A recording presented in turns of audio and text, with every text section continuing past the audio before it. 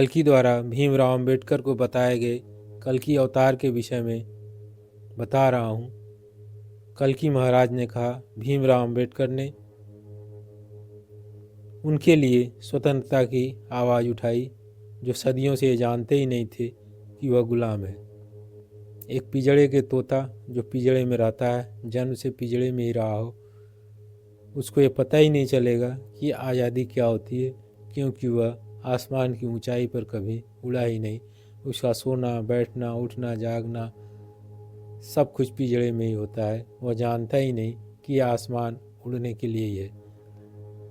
अंबेडकर ने भारतीय Republic party, Republic में स्वतंत्रता, भारतीय रिपब्लिक पार्टी का गठन इस उद्देश्य से किया कि लोगों को स्वतंत्रता क्या होती है उसका आभास दिलाया जा सके, और इस काम में वो सफल रहे। इसके साथ ही साथ बहिष्कृत हितकारिणी सभा, हिंदू समाज जो कहता है कि हम हिंदू हैं, गर्व से कहो हम हिंदू हैं, उसी का एक अंग बहिष्कृत है। जिसको बहिष्कृत का मतलब जिसको देश निकाला दे दिया गया हो, बहिष्कृत का मतलब जिसको घर निकाला दे दिया गया हो, और धर्म से बहिष्कृत, धर्म में रहते हुए ही उसको धर्म से निकाल दिया गया हो। भला जिसको देश से निकाल दिए वह देश का नागरिक कैसे रह गया? धर्म से रहते हुए धर्म से ही बाहर कर दिए, उसको अछूत के नाम पर, चंडाल के नाम पर, चोर के नाम पर, छोटे के नाम पर, लिंग के नाम पर जब अछूत घोषित कर दिए तो वह हिंदू कैसे रह गया? और इसी को सुधारने के लिए बहिष्कृत हितकारिणी सभा का गठन किया, जिससे उनका हित हो सके और वो भी पुनः से धारा में लौट सकें।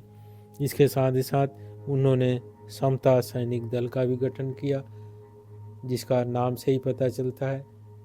करौली शंकर महादेव करौली शंकर सेना का गठन किए। शंकर सेना, भीमराव अंबेडकर ने समता सैनिक दल का गठन किया था। कल्कि महाराज ने कहा, यह समता सैनिक दल लोगों के बीच भेदभाव को समाप्त करने की बात करता था, उनके बीच जाता था, उनकी मदद करता था। डिप्रेस्ड क्लासेज एजुकेशन सोसाइटी, जो छोटे लोगों को, अछूत लोगों को, निम्न स्तर के लोगों को, जिनको शिक्षा का ही अधिकार नहीं है, उनके शिक्षा के लिए एजुकेशन सोसाइटी का गठन किया। अब ये बताओ, जो भीमराव अंबेडकर, मैंने पूछा, भीमराव अंबेडकर तो अछूत घर में पैदा हुए थे, आपने, कल्कि महाराज, आपके अंश ने अछूत घर में क्यों अवतार लिया? उन्होंने कहा, जाके पाँव न फाटे बेवाई, देखा जाने पीर पर आई। जाके पाँव न फाटे बेवाई, ते क्या जाने पीर पर आई। मैं कल्कि जरूर हूँ, मेरे पास हजारों हाथ हैं, हजारों पैर हैं, हजारों शस्त्र हैं, लेकिन 2 हाथ 2 पैर वाले मानव के शरीर में मैं पूर्णतः समाहित नहीं हो सकता। इसलिए अंबेडकर में मेरी प्रतिछाया रही और अंबेडकर को मैं ही गाइड करते रहा। मैं ही कल्कि हूँ, अंबेडकर भी कल्कि ही थे। मैं तो माथा पकड़ के बैठ गया। ये सब बात कल्कि महाराज से सपने में हो रही थी। उन्होंने बताया कि हिंदू समाज, जैसा कि अंबेडकर ने डिप्रेस्ड क्लासेज एजुकेशन सोसाइटी गठन किया था, एजुकेशन सोसाइटी सिर्फ गठित करते, डिप्रेस्ड क्लासेज, जो डिप्रेस्ड, जो दबाकर इतना नीचे कर दिया गया हो कि जिसको उठने का चांस ही नहीं। डिप्रेस्ड, स्प्रिंग को दबाया जाता है, खूब नीचे चला जाता है, स्प्रिंग ऊर्जा ग्रहण किए रहती है और ज्यों ही छोड़ते हैं वह अपनी पोजीशन में आ जाती है। उसको डिप्रेस्ड किया गया, लेकिन ऊर्जा नहीं त्यागा और वह पुनः अपनी स्थिति में आ गया। लेकिन जिसको डिप्रेस्ड इतना कर दिया जाए और इसकी ऊर्जा भी निकाल दिया जाए तो सो जाएगा। तो ऐसे ही क्लास, ऐसे ही समाज के ऐसे लोग जो हिंदू तो थे, लेकिन हिंदू में रहते हुए भी वह नहीं कह सकते थे कि वह फ्री हैं, वह एक धर्म में है, धर्म द्वारा उनको सम्मानित किया गया है, उनका धर्म उनको सम्मान देता है, उनका धर्म उनको ऊपर उठाने की अवसर देता है। ऐसा कहीं नहीं था। ऐसे डिप्रेस्ड लोगों के लिए, ऐसे लोगों के लिए उन्होंने एजुकेशन सोसाइटी का गठन किया। अब बताओ, अगर आपका बच्चा हो जाए, आप स्कूल नहीं भेजोगे, गुरुजनों के पास नहीं भेजोगे, पढ़ने लिखने के लिए नहीं भेजोगे, क्या वो कभी विकास कर सकता है? कभी नहीं कर सकता। उसका दिमाग बढ़ जाएगा और वह बड़ा होते हुए भी एक बच्चे जैसा ही दिमाग, छोटा सा दिमाग रखेगा। उसके दिमाग का फैलाव नहीं होगा। इसीलिए जो संसार में सबसे ज़्यादा पाप किए गए हैं, कोई पाप यदि संसार में किया गया है सबसे ज़्यादा, तो किसी की शिक्षा के अधिकार को छीन लो, इससे बड़ा पाप कोई नहीं हो सकता। आप किसी का धन दौलत ले लोगे, छीन लोगे, क्षण भर के लिए वह गरीब हो जाएगा, लेकिन बुद्धि बल के कौशल से वह धन को पुनः अर्जित कर लेगा। लेकिन यदि किसी की पीढ़ियों को आप शिक्षित होने से, परिष्कृत होने से रोक देंगे, उसके विचार को पनपने से रोक देंगे, तो उसकी पीढ़ियाँ सदियों सदियों तक उसी अवस्था में रहेंगी और वो उसी अवस्था में रहेंगी और उनके दिमाग में ऊपर जाने की, कुछ अच्छा सोचने की, स्वतंत्रता की, आगे बढ़ने की बात भी नहीं हो सकती। तो कल्कि महाराज ने कहा, भीमराव ने उस जगह पर वार किया जहाँ का वार कभी खाली नहीं जाता है। शास्त्रों में एक देवी है, कहा जाता है चामुंडा, जिनका वार कभी खाली नहीं जाता है। भीमराव ने उस जगह पर वार कर दिया जहाँ से हिंदू समाज को विच्छिन्न करने वाले, हिंदू समाज को टुकड़ों में बांटने वाले और हिंदू समाज में शोषण का नींव रखने वाले डिप्रेस्ड क्लास को ऊपर उठाने के लिए उन्होंने डिप्रेस्ड क्लास एजुकेशन सोसाइटी का गठन किया। इसके बाद इन्होंने Bombay schedule caste improvement trust भी बनाया। अब शेड्यूल कास्ट की स्थिति क्या थी नहीं जानना है तो मुंशी प्रेमचंद की ठाकुर का कुआं, कल्कि महाराज कह रहे हैं मुंशी प्रेमचंद का ठाकुर का कुआं, कहानी पढ़ लो या देख लो, तुम्हें पता चल जाएगा कि एक चमार की क्या स्थिति है, एक डिप्रेस्ड क्लास की क्या स्थिति है। उसका बीमार पति 2 बूंद फूंके, 2 बूंद पानी के लिए तरस जाता है, मर जाता है, लेकिन वह युवती महिला अपने बीमार पति के लिए ठाकुर के कुआं से 2 बूंद पानी चोरी करके लाने में भी असफल हो जाती है। उसको देखकर किसी भी इंसान का, जिसका दिल इंसानियत के लिए धड़कता है, वह कांप उठेगा और वो जान जाएगा कि ये व्यवस्था जिसने भी बनाई थी वह एक क्लास को शोषित करने के लिए दूसरे क्लास की द्वारा बुद्धि से रचित एक चाल थी और उस चाल को ध्वस्त कर दिया। कल्कि ने कहा, मेरे अंशावतार, मेरे छायाकृत भीमराव अंबेडकर ने। और इसके साथ ही साथ उन्होंने एक और महान कार्य किया। मैंने पूछा, ऐसा क्या महान कार्य किया? कल्कि ने कहा, क्या बताऊं, जो हिंदू जनता का 65% बुद्धि से बधी थी, दिमाग से पैदल थी, जिसको शिक्षा का जरा भी अधिकार नहीं था, जो पढ़ भी नहीं सकती थी, जो ज्ञान के स्रोत वेदों पर विवेचना भी नहीं कर सकती थी, सुन भी नहीं सकती थी, और जो कहीं अच्छी जगहों, पूजा स्थलों में भी नहीं जा सकती थी, उन सबको शिक्षित करके, संगठित करके आगे बढ़ने का रास्ता बुद्ध ने दिया। और एक और काम कर दिया जो मैं सोच भी नहीं सकता था। कल्कि ने कहा, मेरे छायाकृत ने एक और काम यह किया कि बौद्ध मार्ग से आत्मदीपो भव का ज्ञान प्रसारित किया। मैंने पूछा, बुद्ध को तो विष्णु का 10वां अवतार कहा गया है और ये भी कहा गया कि विष्णु हिंदुओं को बरगलाने के लिए और पथ भ्रष्ट करने के लिए जन्म लिए हैं। कल्कि ने कहा, अब जनता जाग चुकी है, अब लोग समझ चुके हैं किसी की मनगढ़ंत स्वार्थपूर्वक रची हुई कहानियों को कोई नहीं स्वीकार करता, और इन उल्टी सीधी कहानियों के कारण ही तो इनकी पुस्तकों की होलियां जला रहे हैं। मनुस्मृति की होलियां जलाई जाती हैं, मनुस्मृति को लोग जला रहे हैं। क्यों? क्योंकि इन पुस्तकों में उन चीज़ों को डाल दिया गया, कहें कि एक ही मछली सारे तालाब को गंदा करती है। जैसे रामायण में शंबुक ऋषि का वध राम के द्वारा, भगवान राम के द्वारा दिखाया गया है। वह भगवान राम जो एक धोबी के कहने पर, एक शेड्यूल कास्ट अछूत धोबी के कहने पर अपनी प्रियतम पत्नी सीता महारानी को जंगल में छोड़ सकते हैं।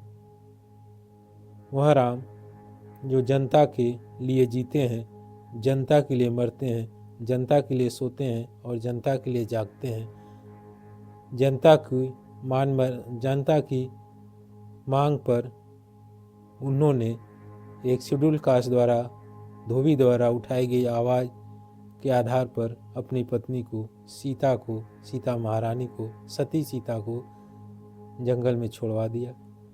यह कदम उठाना बहुत ही कठिन कार्य है। अगर राम चाहते तो चुपचाप उस धोबी का मुंह बंद कर सकते थे, चुपचाप उस धोबी की जीवा कटवा सकते थे, नहीं उठा के गटर में फेंकवा सकते थे, किसी को कानों कान खबर नहीं लगती, और सरयू नदी में डुबा सकते थे। लेकिन राम ने वह किया जो आज तक किसी भी धरती पर जन्मे राजा ने नहीं किया। राजा रहते हुए राम ने प्रजा की इस बात को सुना और प्रजा के मन को रखने के लिए, प्रजा की खुशी के लिए सीता मैया को जंगल में भिजवा दिया। वह राम जो अछूत को मानते, ब्राह्मण क्षत्रिय वैश्य शूद्र में इतना भेद करते, तो सवेरी के जूठे भेर नहीं खाते। सवेरी के जूठे भेर खाए। यहाँ तो लोग अपने सजाती का जूठा भेर नहीं खाता, अपनी पत्नी का जूठा सामान नहीं खाता। मेरी वाइफ तो खुद मेरा जूठा नहीं खाती। कल्कि ने कहा, वह राम जो एक भिलनी का, जो हिंदू धर्म से बाहर है, हरिजन से भी ज़्यादा गई गुजरी है। जंगल में तो साफ सफाई के लिए भी साबुन शैम्पू नहीं मिलते हैं, रिन पाउडर नहीं रहे होंगे, लक्स लाइफबॉय साबुन नहीं रहोगे उस जमाने में। और हमने तो टीवी में देखा कि वह बूढ़ी औरत जिसके दांत भी लगते हैं बहुत दिनों से साफ नहीं है, और एक मैली कुचौली साड़ी पहनी हुई है, राम को बेर चख के रखी हुई है कि कौन से बेर मीठे हैं, कहीं मेरे प्रभु को खट्टे बेर न चले जाए। और राम ने उसके उस बेर को भी बड़े प्यार से खाया। जो भिलनी का जूठे बेर खा सकता है, जो जनता जनार्दन की एक आवाज़ पर अपने प्रियतम पत्नी को जंगल में छोड़ सकता है, भला वह राम किसी तपस्या में लीन ऋषि को कैसे वध कर सकता है, वो भी हजारों किलोमीटर दूर घनघोर जंगल में, जो लोगों से पहुंच से भी दूर हो और तपस्या कर रहा हो। और एक ब्राह्मण का पुत्र मर गया, और ब्राह्मण अपने, यहाँ ब्राह्मण कहना तो सही है, ब्रह्म को जानने वाला ब्राह्मण होता है, कोई नाम का ही ब्राह्मण रहा होगा, जिसको ज्ञान तो रहा नहीं होगा कि आवागमन इस दुनिया में कर्मों का खेल है, सब अपनी आयु लेकर आते हैं, आयु जी कर जाते हैं। अगर वो ब्राह्मण होता तो इतना तो उसको ज्ञान ही होता कि मेरे पुत्र की आयु जा चुकी है, भला किसी की तपस्या करने से मेरा पुत्र कैसे मर जाएगा? आपसे 500 किलोमीटर दूर कोई तपस्या कर रहा है, हमें तो पता ही नहीं है। कलयुग ने कहा, वह राम जो इतना करुणामय हो कि भिलनी के जूठे बेर को भी खा सकता है, जितना करुणामय हो कि जनता की करुण पुकार, जनता के आक्षेप को लेकर के सीता मैया को जंगल में भेज सकता हो। उस सीता को जिसके लिए उसने महाराज रावण जैसे योद्धा से और उसकी पूरी सेना से, पूरी शक्ति से टकराया और टकरा कर सीता मैया को उनकी चंगुल से सकुशल वापस लाया, वह राम कैसे सीता को छोड़ सकता है? ऐसे राम को भी अपने पोथियों में हिंदू धर्म ने कलंकित किया और कह दिया कि शंभुक ऋषि का वध किया, एक ब्राह्मण के कहने पर। राम को विष्णु का अवतार भी कहते हैं। क्या विष्णु का अवतार इतना बेवकूफ़ होता है जो किसी के कहने से किसी तपस्यागत ऋषि की हत्या कर सकता है? कल्कि ने पूछा, मैंने पूछा, आप ही बताएं प्रभु। कहा, ये सब दुकानदारी चलाने के लिए और हिंदू धर्म को बर्बाद करने के लिए रची गई मनगढ़ंत कहानियां हैं, जिसके कारण राम से भी लोग द्वेष करने लगे, राम को भी लोग गुनाहगार करने लगे और राम को भी लोग कटघरे में खड़ा करने लगे। राम की महिमा को ऐसे इसी कहानियों से कलंकित कर दिया गया अपने स्वार्थ के लिए, और राम जैसे दिव्य पुरुष को भी आज जवाब देने के लिए कटघरे में वही खड़ा कर रहा है जो पूछ रहा है कि राम ने शंभुक ऋषि का वध किया। ऐसे लोग जिनको अम्बेडकर ने नंगा कर दिया, उनकी झूठी कहानियों की, झूठे धर्म ग्रंथों की पोल खोल दिया। लेकिन सत्य तो सत्य है, चूँकि अम्बेडकर सनातन के योद्धा थे, जैसा कलयुग ने कहा। कलयुग ने कहा, मैं सनातन से जुड़ा हूँ और अम्बेडकर मेरी ही प्रतिकृति सनातन के योद्धा है। उन्होंने सनातन के मूल सिद्धांत समता, बंधुत्वता, दया, करुणा, सबको विकसित करने का अधिकार, सबको निम्न से उच्च तक पहुंचने का अधिकार, सबको जन्म के उत्तर जिसको आत्मदीपो भव होने का अधिकार का आभास मेरी छाया भीमराव अम्बेडकर ने कराया। कलयुग ने कहा, याद रखना, कलयुग व देव मेरे सपने में आकर ही बोले थे कि भीमराव अम्बेडकर ने वह किया जो पूर्व के करने को चाहने वालों ने करने का प्रयास किया, लेकिन उसमें अम्बेडकर ज़्यादा सफल रहे, क्योंकि अम्बेडकर उस युग में पैदा हुए जहां उनकी बातों को दूर तक पहुंचाया जा सकता है। मैं इस बात का अर्थ नहीं समझा। कलयुग ने कहा, कलयुग में आए हुए कल्कि अवतार ने कहा, पहले एक ड्रामा होता था, शादी विवाह में ड्रामा होती थी, एक स्टेज होता था। सिनेमा आया, एक ही शो के, एक ही बार किए गए एक्ट के 1000 स्टेज हो गए, हजारों लोगों तक पहुंच गया। पहले सिनेमा घरों में होते थे, जहां लोग जाते थे और सबके शहर में 2, 4, 5 सिनेमा घर होते थे और लोग साल 6 महीने में एक बार जाकर देख लेते थे। लेकिन वह ड्रामा से शुरू हुआ एक स्टेज का शो आज सबके हाथ में थिएटर है, सबके हाथ में मोबाइल रूपी थिएटर है। अब घर घर सिनेमा, हाथ हाथ सिनेमा पहुंच गए। हर घर सिनेमा और हाथों में सिनेमा घर पहुंच गया है। अंबेडकर की बातें, अंबेडकर द्वारा किए गए कर्म, अंबेडकर द्वारा दी गई विचारधारा, अंबेडकर द्वारा पाखंड का किया गया खंडन और अंबेडकर द्वारा तर्कपूर्ण दिए गए विचार अकाट्य हैं, जिसको काटना संभव नहीं है। कल्कि ने कहा, ऐसा तेजोमय तो सिर्फ अवतार का ही हो सकता है, और अंबेडकर मेरा ही छायाकृत था, और उसने हिंदू धर्म की सोई हुई 60% जनता को जगा दिया, और आज के हाथों में पहुँचे हुए, हर हाथ में पहुँचे हुए सिनेमा घर के माध्यम से लोगों को मन मस्तिष्क में दिलों तक उतार दिया। जो आग एक जगह लगाई थी, जो ज्वाला अंबेडकर ने एक जगह जलाई थी, जो दीपक एक जगह जलाया था, वह हजारों हजारों हाथों तक पहुंच चुका, लाखों लाखों हाथों तक पहुंच चुका। अब उस दीपक को बुझाना असंभव है।